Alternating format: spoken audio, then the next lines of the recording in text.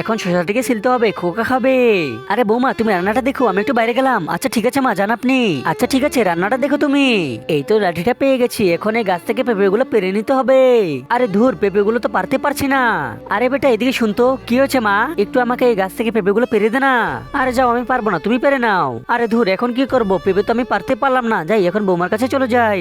আরে বৌমা আমি তো পেঁপে পারতে পারলাম না। পারতে পারেননি? আচ্ছা ঠিক আছে, আমি গিয়ে পেরে আনছি।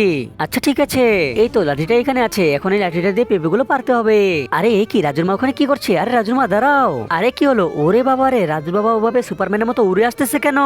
আরে তুমি সরে যাও, দাও আমাকে, আমি পেঁপে পেরে দিচ্ছি। তুমি শুধু দেখতে থাকো আমি কিভাবে পেঁপে পারি। আচ্ছা ঠিক আছে। এই যে দেখো, পেঁপে পেরে ফেলেছি। এখন তুমি লাঠিটা ধরো, আমি পেঁপেটা এনে দিচ্ছি। এই যে নাও তোমার পেঁপে। আরে এ কি? কিন্তু তার আগে তুমি এক বস্তা টাকাকে ভালোবাসো না তোমার মা বাবাকে? যদি তোমার মা বাবাকে ভালোবাসে থাকো তাহলে ভিডিওতে লাইক দিয়ে চ্যানেলটি সাবস্ক্রাইব করে দাও। আর তোমরা যদি না করো তাহলে আমি বুঝে নেবো তোমরা তোমাদের মা বাবাকে ভালোবাসো না। আর অবশ্যই এখানে কমেন্টে বলে যাবে 1 না 2। আরে বাহ বেটা বাহ, নিজের বউয়ের জন্য পেঁপেটা পেরে দিলি আর আমার জন্য দিলি না। আসলে মা হচ্ছিলটা কি, হ্যাঁ বুঝেছি বুঝেছি, আর কিছু বলতে হবে না। আরে মা আমার ভুল হয়ে গেছে, আমাকে মাফ করে দাও।